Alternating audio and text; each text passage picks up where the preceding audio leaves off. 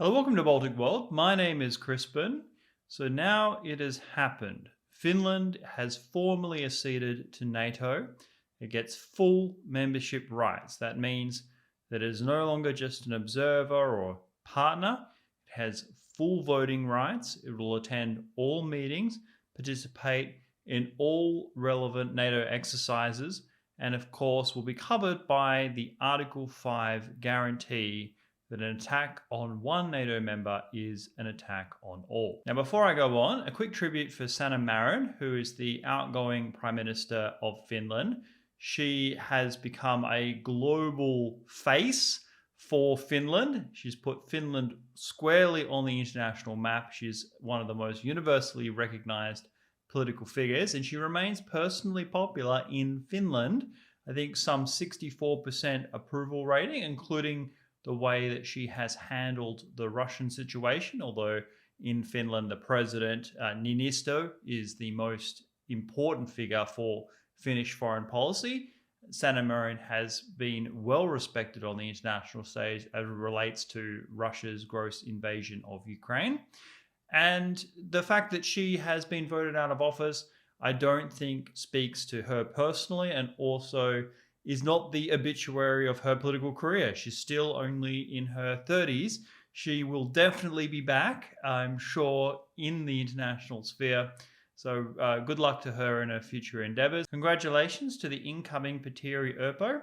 I'm sure he will be able to form a coalition and assume government and continue on, as he's pledged the very strong support for Ukraine that Finland has erstwhile provided. Now, with Finland's accession, people should not be concerned that this is some kind of new liability. Yes, a huge expanse of NATO territory has been added right along Russia's border, and under normal circumstances, you may say that that is a cause for concern. But in the case of Finland specifically, Finland is well prepared and was already capable of defending itself before joining NATO.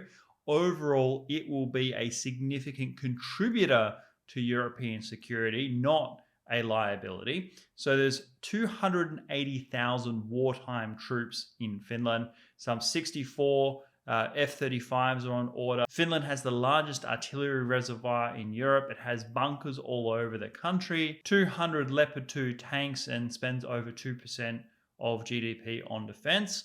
A good leading light for the rest of NATO. A significant addition to NATO's military capabilities, particularly in the east of the country, and as proven throughout Finnish history, is more than able to fight Russia alone if need be. But now they won't be alone, it will be alongside many other NATO allies. Are there any downsides? Well, the answer is not many. Finland will have some blowback from Russia in terms of its economy.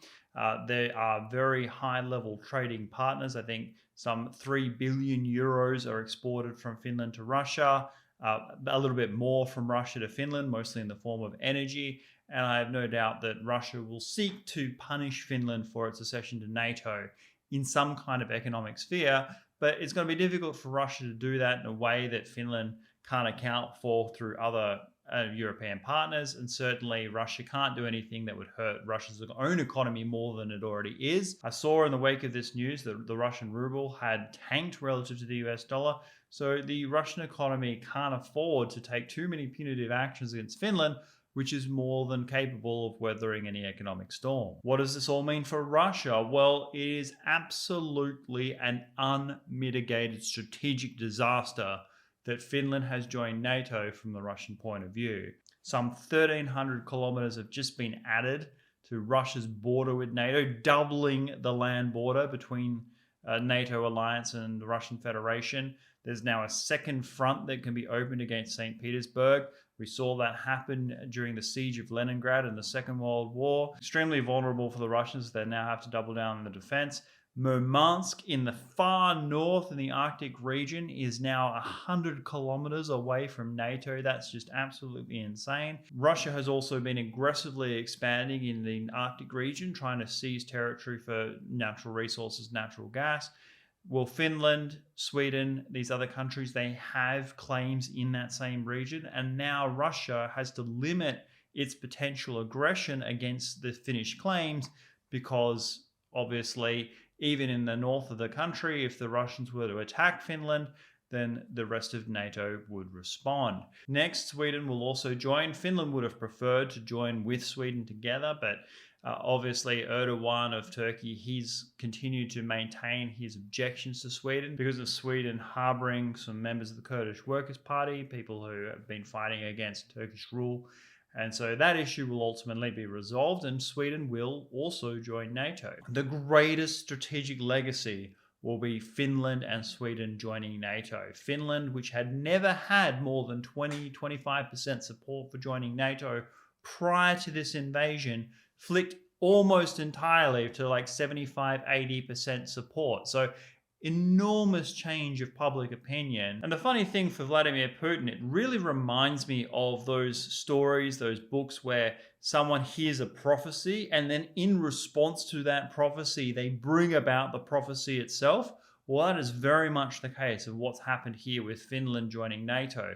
Vladimir Putin sought to invade Ukraine as part of a warning to these other countries to say, look, Russia is a massive country of military might. We will maintain our sphere, and you cannot get too close to the West, otherwise you invite military response. Well, all that did was push Finland to join NATO, massively expanding Russia's border with NATO. Far from rolling NATO back, NATO has never been stronger. All the major players of the NATO alliance are investing heavily in their defense. So it's not just that NATO is expanding, but the capabilities are expanding. The seriousness with which various countries are developing war plans of potential Russian invasions of the Baltic, of now Finland, is accelerated. Prior to Russia's invasion of Ukraine, many Western European countries, notably Germany and France, were deeply reluctant to place too many military capabilities in the east of the continent. They didn't want to provoke Russia. They didn't want to feed into Russia's sense of victimhood or paranoia. And they argued that a threat from Russia was diminished anyway relative to other threats around the world, such as terrorism and other forms of militancy. They weren't going to countenance a massive military buildup in, say, the Baltic states.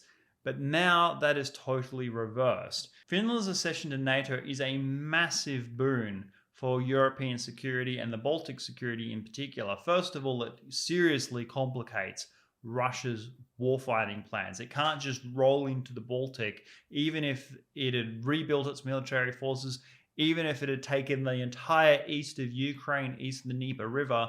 It still couldn't do that without risking retaliation from Finland across the Russian border, supported by significant amounts of NATO forces, which can now use Finnish airfields, Finnish bases directly. It's not something that has to be negotiated in a crisis.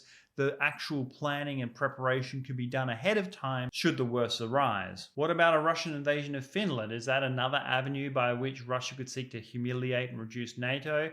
After all, Finland is geographically far in the north of the continent, far away from Western European allies, all along Russia's border. Russia could open a massive front, difficult for NATO allies to respond to. Well, first of all, as mentioned, Finnish military forces are highly capable. It would not be a walkover by any stretch, as the Soviets learned during the Winter War. And aside from the fact that obviously Sweden and Norway and others would immediately support Finland and pour military resources into pushing the Russians back, in any long struggle with NATO, Russia is going to lose. What does this all mean for the future of the Russian Federation? Well, Russia has no future with Vladimir Putin. That is clear.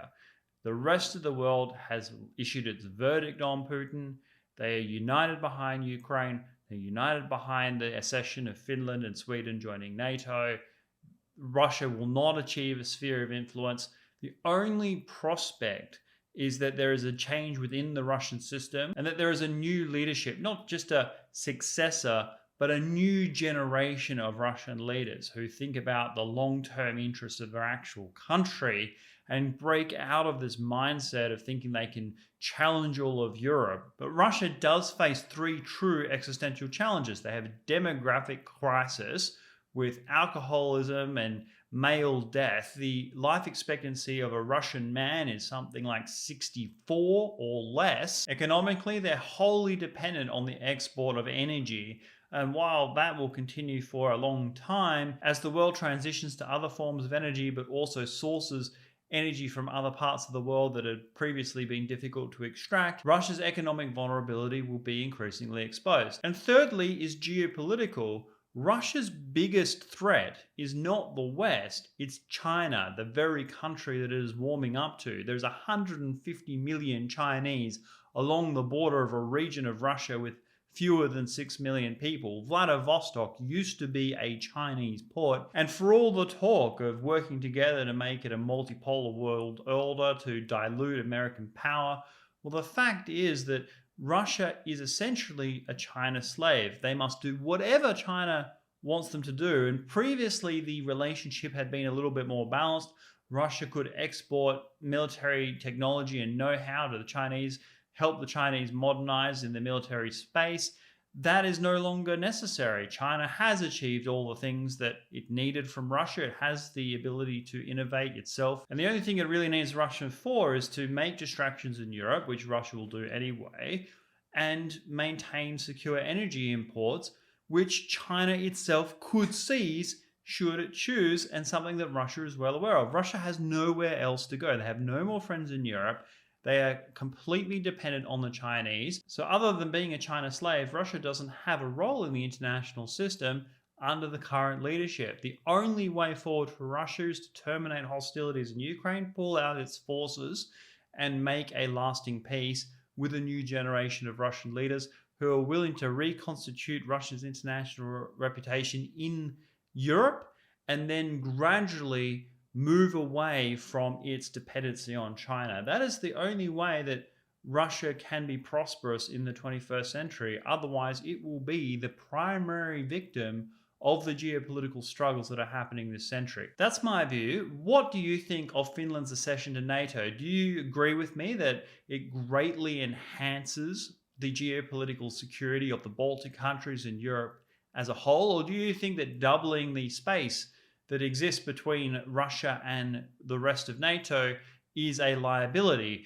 Is the Finnish border something that is just too expansive to defend? Or have the Finns already developed an effective doctrine for deterring any future Russian attack? I'd love to hear your thoughts. Please leave them down below, and I will see you next time. Goodbye.